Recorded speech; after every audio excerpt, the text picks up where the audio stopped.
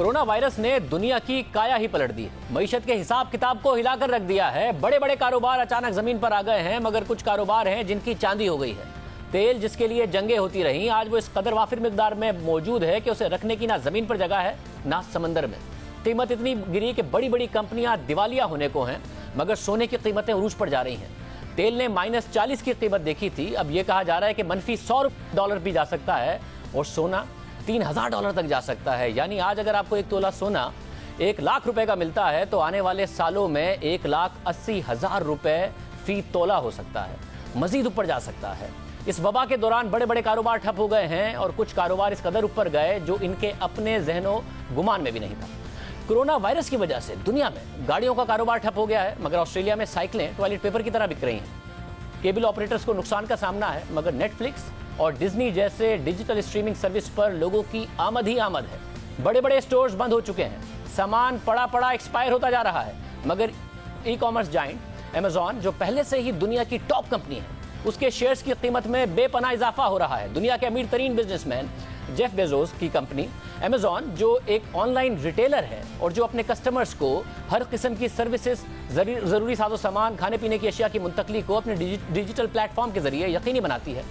Corona virus की वजह से इस कंपनी के कारोबार में बहुत तेजी देखने में आ रही है, क्योंकि बेशतर लोग घरों में महसूर हैं, बाहर नहीं जा रहे हैं, मार्केट्स बंद हो चुकी हैं और लोग घरों में बैठकर अपनी ज़रूरी अशिया के लिए, मुख्तलिफ किस्म की सर्विसेज के लिए अमेजॉन की तरफ रुजू कर रहे हैं और ख़रीदारी कर रहे हैं। ऑनलाइन ऑर्डर देते हैं और चीज़ घर पर पहुंच जाती है, सर्विसेज पहुंचा दी जाती हैं। तज्जियाकारों के मुताबिक अमेजॉन इस वक्त हर सेकंड में तकरीबन $10,000 की सेल कर रहा है, हर सेकंड में। बैंक ऑफ अमेरिका के माहिरीन के मुताबिक कोरोना वायरस ने गैर मामूली तौर पर खरीदो फरोख्त की डिमांड ऑनलाइन सर्विसेज पर शिफ्ट कर दी है। इस कदर शिफ्ट कर दी है कि डिमांड को बरकरार रखने के लिए गुज़िश्ता दिनों अमेजॉन ने ऐलान किया कि वो मजीद 75,000 लोगों को मुलाजमत पर रखेगा। यानी दुनिया की कंपनियां मुलाजमीन को निकाल रही हैं और अमेजॉन 75,000 मजीद भर्तियां करने जा रहा है। और इस इजाफे के साथ अमेजॉन की आलमी लिहाज से जो वर्कफोर्स है वो 10 लाख लोगों तक पहुंच जाएगी।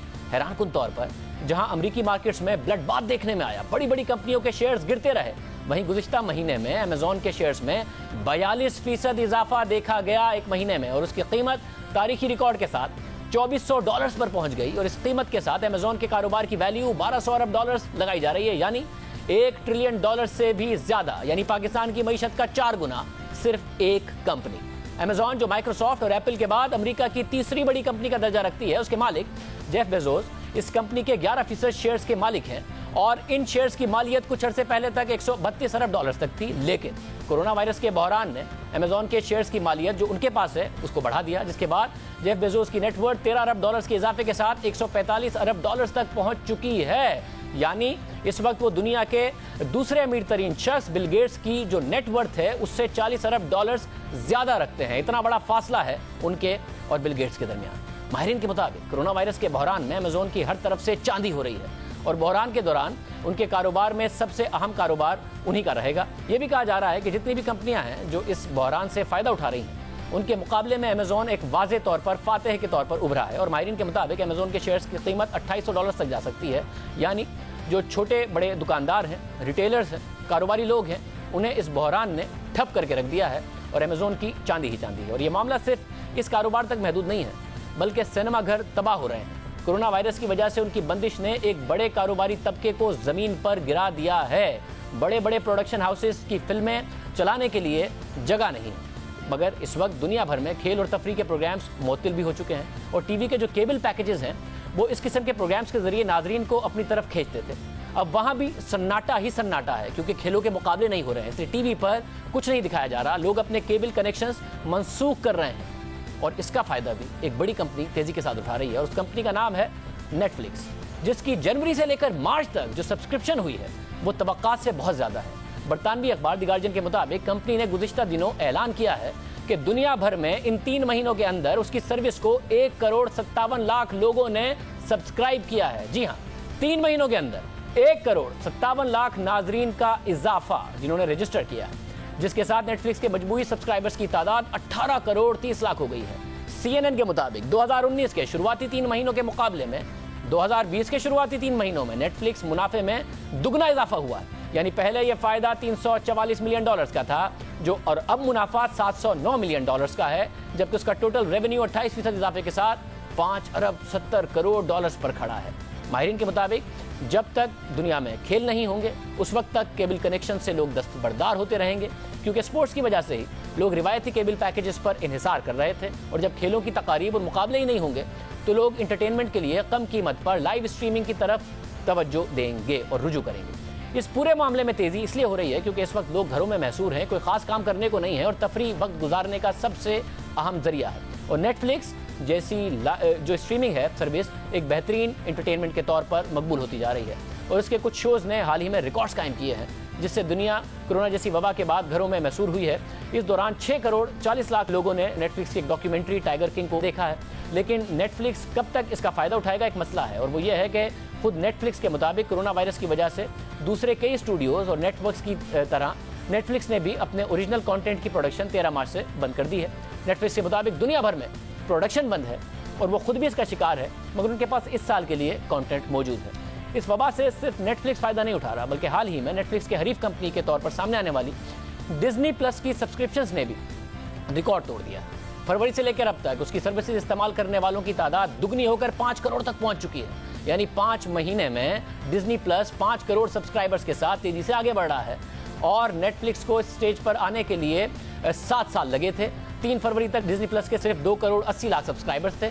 और ये वो वक्त था जब कोरोना वायरस के बहरान ने चीन को अपने लपेट में ले लिया था और ये आहिस्ता आहिस्ता दूसरे ममालिक मुंतकिल हो रहा था। उस वक्त से लेकर अब तक यानी 3 महीनों में तकरीबन 2 करोड़ 20 लाख लोगों ने खुद को डिज्नी प्लस के लिए रजिस्टर्ड किया है। ये सब कुछ गैर मुतवक्को, गैर मामूली और हैरानकुन है। और इसके पीछे सिर्फ एक चीज़ कारफरमा है और वो है कोरोना वायरस। और ये मामला यहाँ तक भी महदूद नहीं है।